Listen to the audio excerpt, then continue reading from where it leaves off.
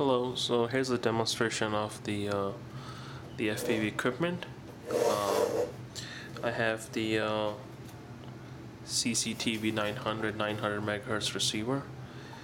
This is probably the receiver I use, and this is a pretty good receiver. Basically, I have 4 channels: channel 1, channel 2, channel 3, channel 4. In US, we're going to be using channel 1, which is 910 megahertz. So that's the one we'll be using.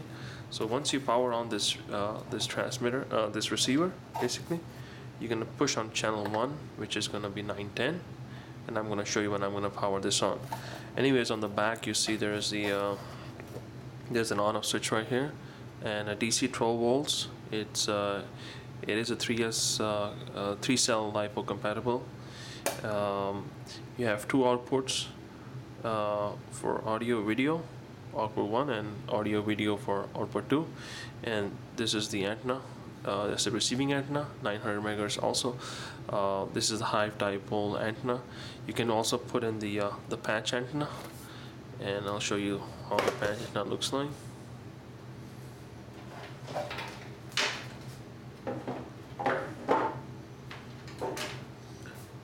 This is the patch antenna. It's a dBi gain antenna, and what you can do is for longer flight, this is much more recommended, because it'll give you a good picture quality once you fly a little bit farther away from the receiver. So you can pretty much and in the box basically it comes with this kind of antenna, but you can actually replace this antenna, and let me just take this out. And this antenna can be used either for video transmitter or video receiver, but it has to be 900 megahertz. Okay, you can plug this the patch antenna right here. You just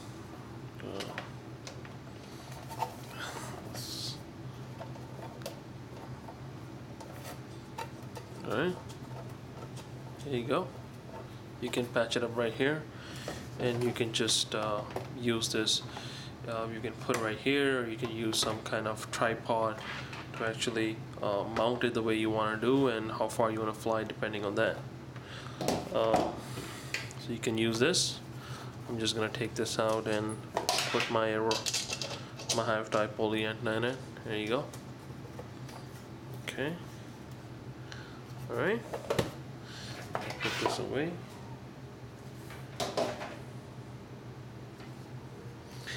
Now to connect the receiver is very simple. It's plug and play.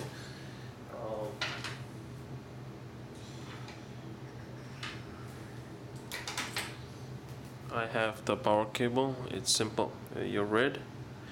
If you look at right here, basically, your red is basically your red positive is actually inside right here, and your outside is basically negative.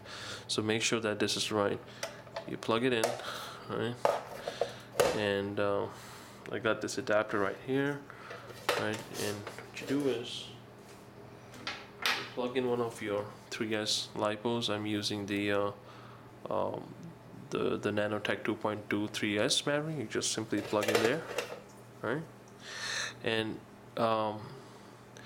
also for receiver, it's fine whether you want to power without the antenna or with the antenna. It won't matter, because just the receiver is not going to burn it. But it's, to me, I mean, honestly, it's a good idea to put the antenna first before you power on, so you don't create any issues with this. Make sure you have the antenna in before you power in. All right, so I'm going to power in, and the first thing you're going to see is, I'll show you here. It starts scanning all those frequencies. So it moved from channel 1 to channel 2, channel 3 to channel 4, and it'll just keep on scanning it, right? Channel 1, channel 2, channel 3, channel 4. So this basically does the auto scanning of the frequency. So whenever it scans either one of the 4 frequencies, is gonna just be on that. You don't want to do that. You want to be on channel 1. So that's channel 1, and you want to do a fix on channel 1. You'll stay on channel 1. you want to fly on channel 1 because that's the only FCC allowed channel, 910 megahertz. You don't want to be on channel 2, channel 3, or channel 4. This will cause interference, so you don't want that. You want to be on the 910. Alright, so that's said, it's on channel 1. Okay.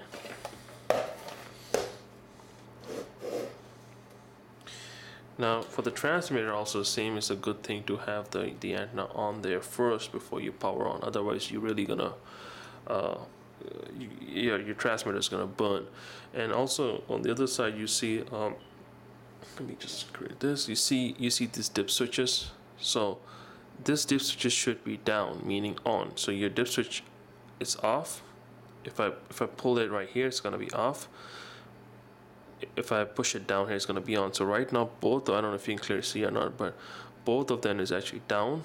If you have both down, meaning it's fixed to 910 megahertz channel 1. If there's a configuration on the net, you can find out, if you push both, it's going to be channel 4.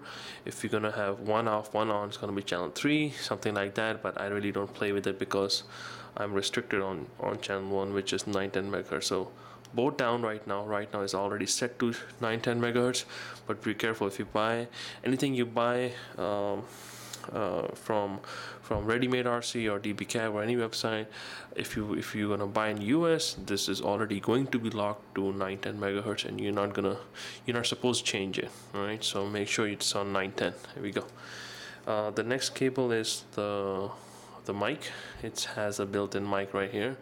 Optionally, there's some transmitter don't have mic, you can buy them. It's up to user. I mean, it's up to you if you want to put in mic or not. I don't really care about the mic because I'm more I want video rather than the audio. I'm more concerned about the video rather than audio. That's the power cable. Simple. Your red is positive, your black is negative, and this cable is basically where your video camera goes in.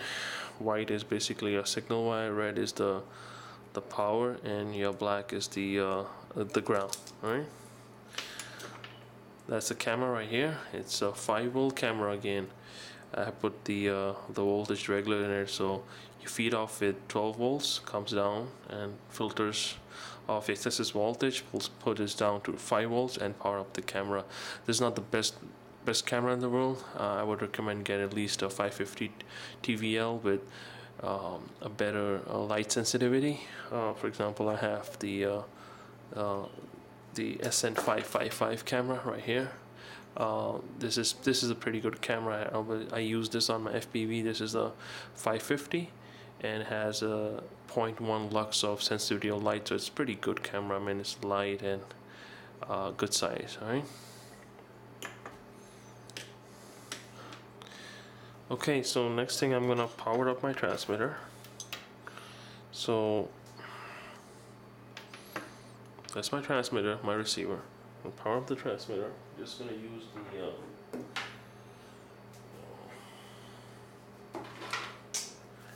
I use a 3S battery with it also. Can be fully charged, no problem.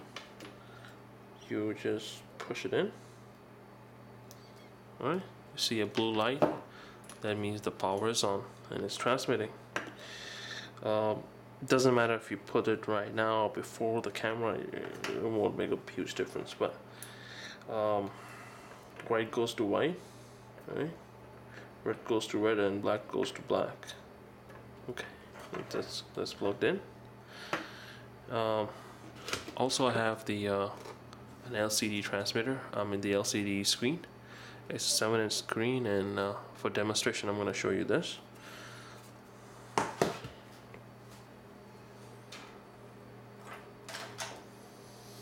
So I'm going to put this, I have an AV lead, basically an audio video lead.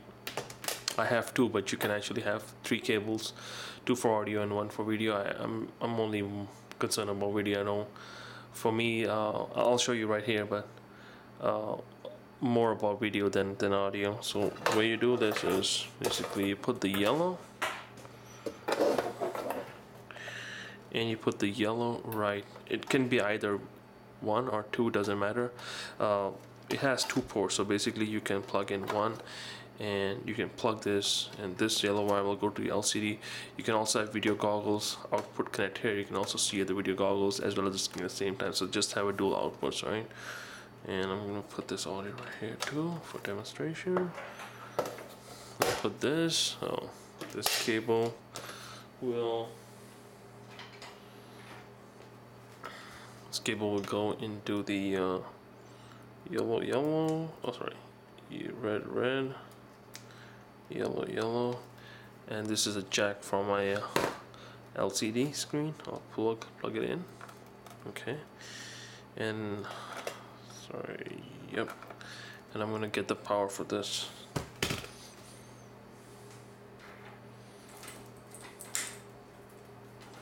Alright, so I have the power cable right here.